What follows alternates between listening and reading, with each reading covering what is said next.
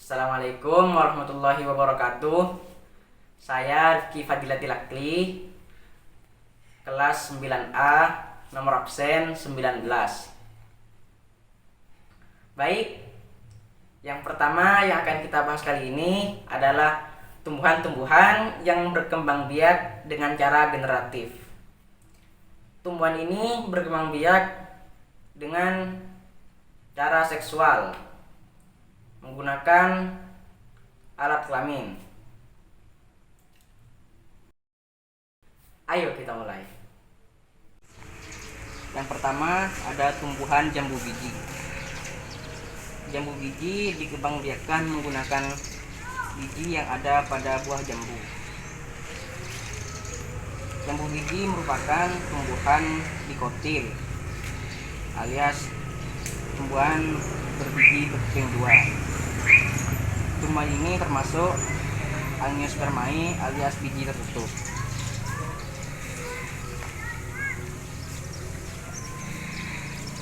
Perkembangbiakan generatif pada jambu biji terjadi pada bunga. Bunga pada jambu biji merupakan bunga sempurna. Penyerbukannya secara autogami alias penyerbukan sendiri yang dibantu oleh angin atau disebut anemogami. Yang kedua ada tumbuhan pepaya. Pepaya dikembangbiakkan dengan biji yang ada pada buah pepaya itu sendiri.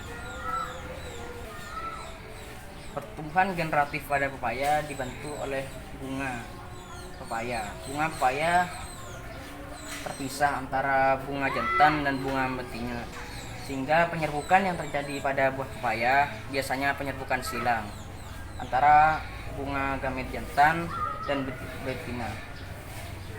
Penyerbukan pada tumbuhan pepaya ini dibantu oleh angin atau anemogami, kadang juga oleh hewan atau kita sebut ziodiogami. Yang ketiga ada tumbuhan cabai. Cabai ini dikembangbiakkan dengan biji yang ada pada cabai ini. Cabai termasuk tumbuhan Angiospermae alias biji tertutup. Bijinya ada dalam buah cabai ini dan termasuk jenis dikotil alias biji berkeping dua. Dan penyerbukan buah cabai berkembangbiak dengan generatif dengan bunga. Bunga ini adalah contoh bunga pada cabai. Bunga ini penyerbukannya terjadi secara autogami, penyerbukan sendiri, kadang juga secara alogami atau penyerbukan silang. Penyerbukan pada buah cabai dibantu oleh angin atau anemogami. 4. Ada pohon mangga. Tumbuhan mangga dikembangbiakkan dengan generatif yaitu biji. Generatif terjadi karena bunga pada pohon mangga.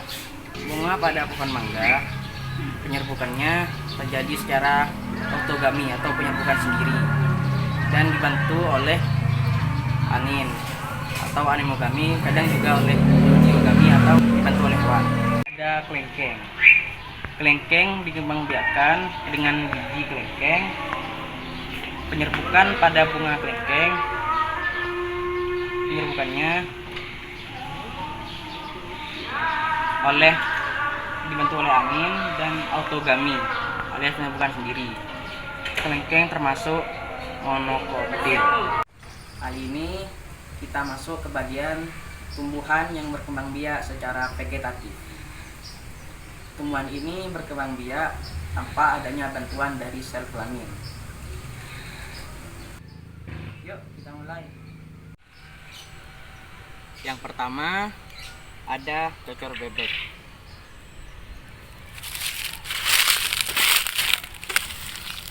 Ini adalah tumbuhan cocor bebek.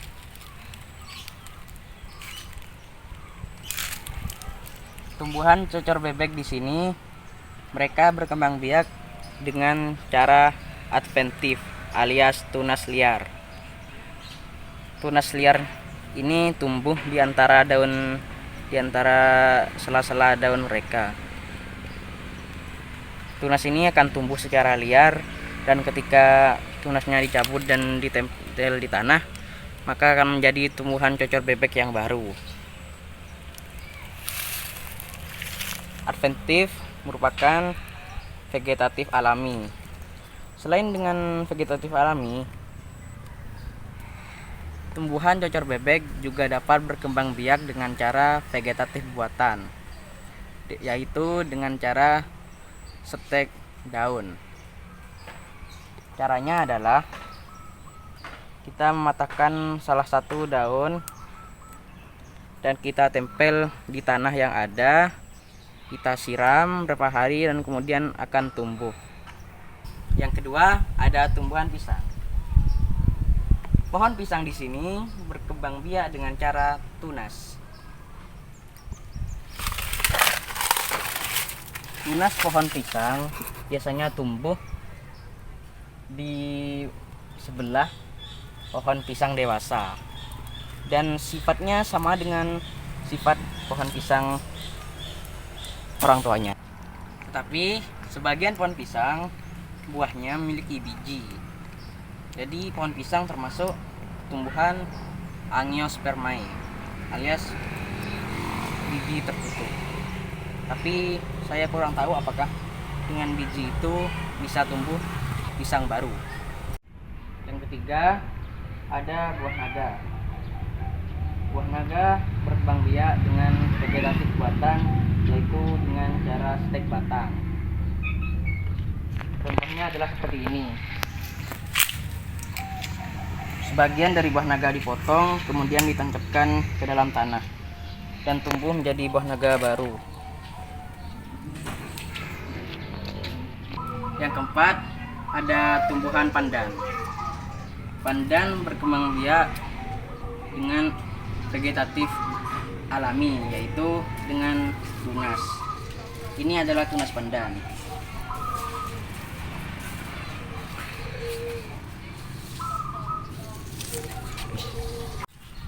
Yang kelima adalah lidah buaya. Lidah buaya berkembang biak dengan vegetatif alami, yaitu dengan tunas. Contoh tunas lidah buaya adalah ini.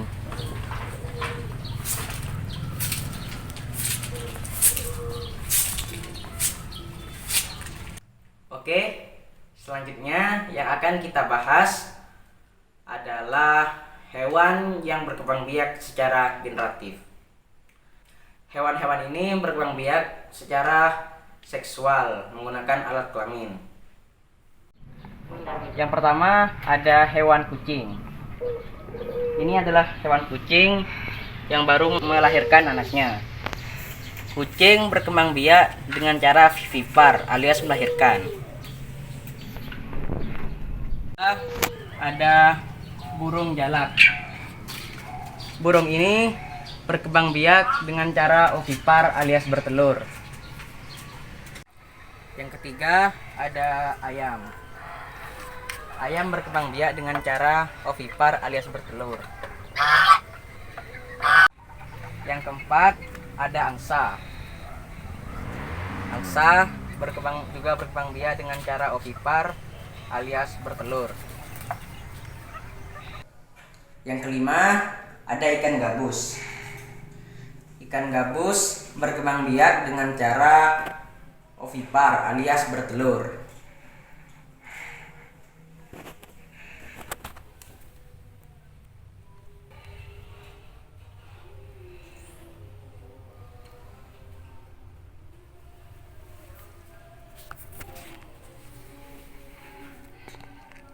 Oke, masuk ke pembahasan yang terakhir.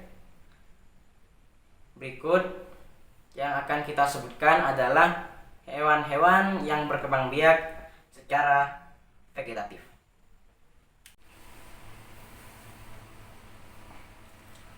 Baik, yang pertama ada hewan cacing planaria. Cacing planaria di sini berkembang biak dengan cara fragmentasi. Ketika tubuh mereka dibelah menjadi beberapa bagian, setiap bagian dari tubuh yang dibelah akan menjadi organisme cacing planaria yang baru. Yang kedua, ada hewan hydra. Hewan ini berkembang biak dengan cara tunas. Dari tubuh induk hydra tumbuh tunas hydra kecil di bagian tubuhnya, dan bertambahnya hari tunas itu akan semakin besar dan pada akhirnya akan berpisah dari tubuh induk hydra, kemudian akan menjadi organisme hydra baru. Yang ketiga, ada hewan lebah. Hewan lebah di sini berkembang biak dengan cara partenogenesis. Yang keempat, ada hewan amoeba. Hewan ini berkembang biak dengan cara membelah diri. Mekanismenya hampir sama dengan cacing planaria tadi. Dan yang terakhir, ada hewan polifera. Hewan ini berkembang biak dengan cara tunas. Mekanismenya pun hampir sama dengan hewan hydra pada nomor 4 tadi. Sekian yang dapat saya sampaikan, kurang lebihnya mohon maaf. Wassalamualaikum warahmatullahi wabarakatuh.